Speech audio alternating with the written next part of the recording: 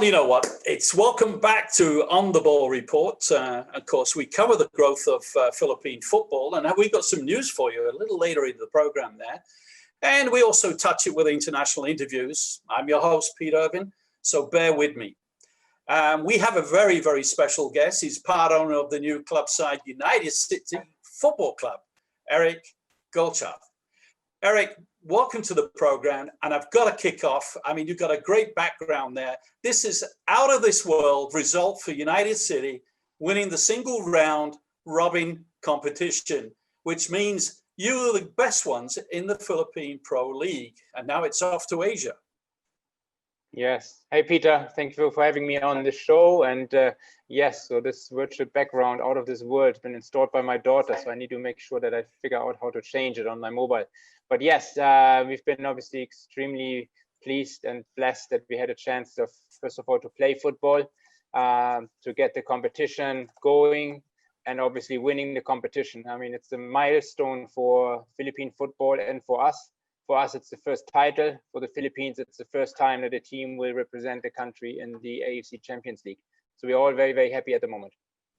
And of course, the weather wasn't too good, but you guys in the competition, the other teams, you managed to play the games.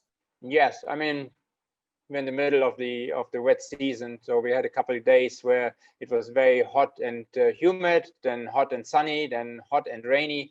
So yes, we. Anything somebody could throw at the teams during this competition, we experienced. No injuries, I hope, with the wet grounds? Yeah, no, all good, all good. Good to hear that. So, Eric, let's look back. Let's step back. I mean, your commitment to the Philippine Pro League, I mean, that was a big one. Yes, I mean, we've been involved with football in the Philippines for several years. It started with training camps for the Ascals in the Middle East. All the way to now taking over one of the teams that was struggling. I'm in a fortunate position that I have a strong group of partners that are all sharing the same passion and knowledge about football and football in the Philippines. And we all together agreed that it would be good to try to get involved when the opportunity came with Ceres Negros. So we were able to take over the club. We were able to retain the players. We were able to get the guys back on the court. And most importantly, we were able to go back to the winning ways that what Ceres has done in the past. And we started a new chapter under UCFC with winning our first title, but for the club, the fourth title in a row.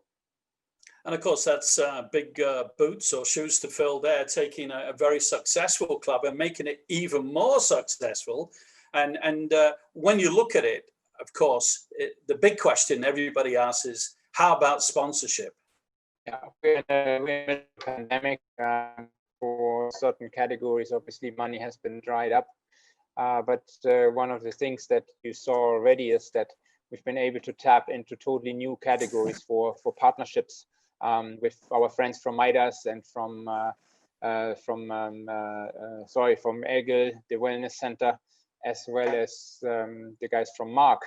So these are locally based companies. They are in the wellness and in the health category, and they have never really been involved with football. And during a pandemic, there was a natural match with having a successful team playing football and a partnership category from the medical field. So there are ways of getting around and tackling this when it comes down to partnerships, and we were fortunate to get a good head start. Now, obviously, the challenge is to retain them and to make it better for the next season when we're planning for the league and for the Champions League, to bring in more partners, more strong partners that not only add and support us financially, but also help us to develop the football and to develop the team, engaging with the fans. And obviously vice versa, we need to make sure that we are fully committed of helping sure that we also support the brands that we're working with.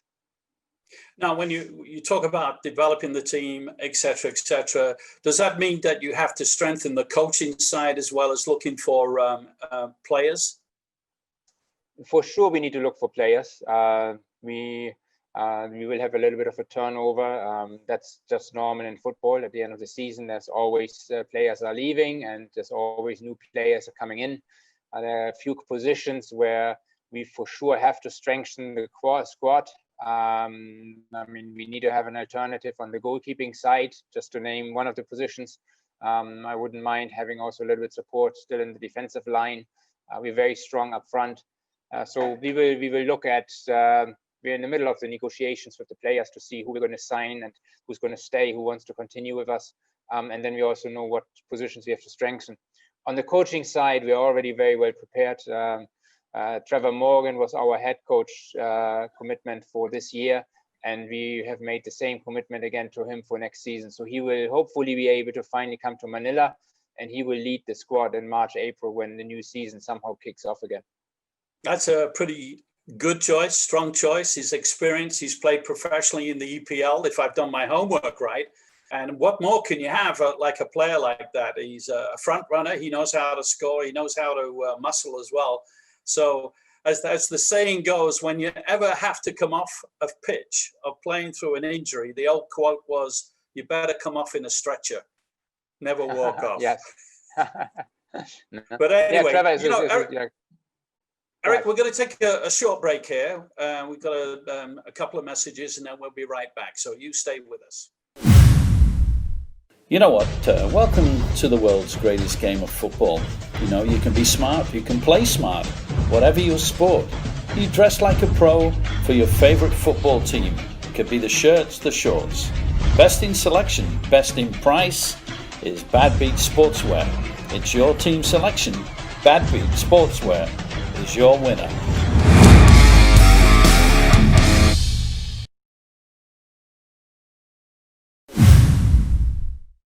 Welcome back. Special guest, co-owner of United City Football Club, Eric Gottschalk. Eric, how much are you involved in the today, well, let's say everyday running of the football club? I mean, do you have to go out and look for players yourself, or do you rely on a network? Yeah, absolutely hands-on. Obviously, we have a team that is looking at the different elements of the club operations, but very hands-on. I like to know what's going on, especially now doing the transition from one club to another. And particularly while we're having so many new projects ahead of us. You know that we're looking for a plot of land where we're going to build a football stadium. We need to set up our academy. We need to recruit players. So there's a lot of stuff that needs to be done, and I'm very hands-on on that. In terms of looking for players, obviously, you know, once you qualify for the Champions League, suddenly the phone and the emails are full with people just offering players. So it has become a little bit easier. But at the same time, we've done our homework. We have a short list of players that we would like to work with and which we have reached out to.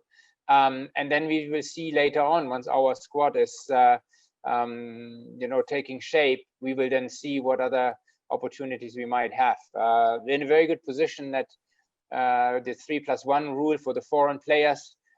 We hope that by the time the season starts, Bienve, first of all, has committed to come back, and then he hopefully by that time is also naturalized. So that means that it opens up a spot for a foreign player if we need it. But again, I mean, we did not recruit any foreign players for this season. We felt like that our team was quite good already, but we need to see what going forward if we need that or not. But we have a lot of options and opportunities there. I find that very strange because Rennie told me he sent you my resume. I bought some new boots, socks and shorts, and I'm on my way next week. I think you've been shortlisted. You've been shortlisted, Peter.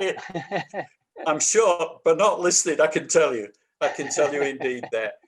But, you know, let's move on now. You talked about this is the ambition of the team here. Now, and of course, you need a field to play in. And when you look at Manchester United, we always think of the theatre of dreams, I should say.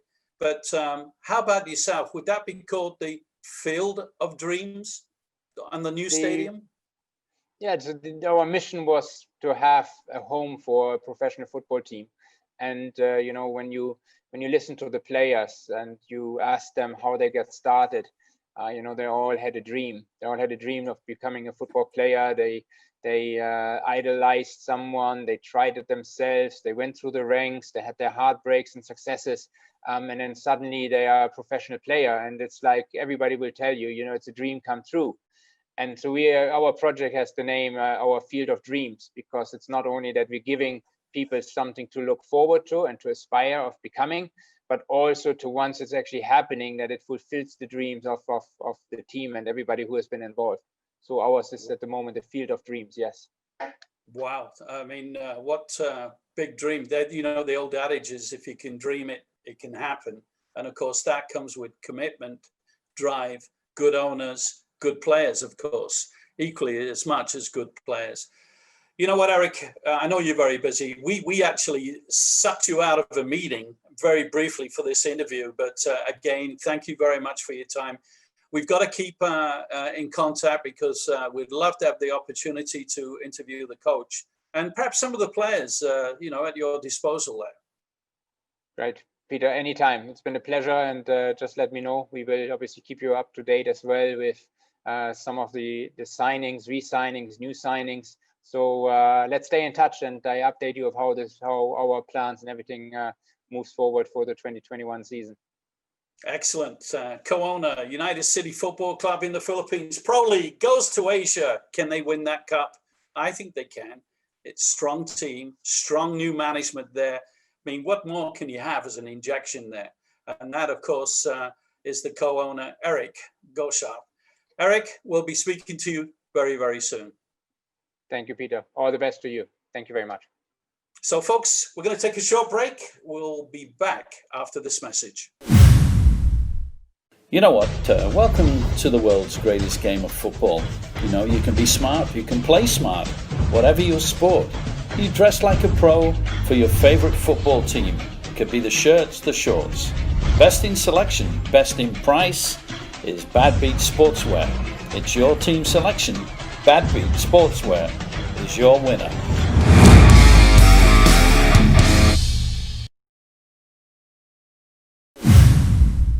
And of course, folks, welcome back.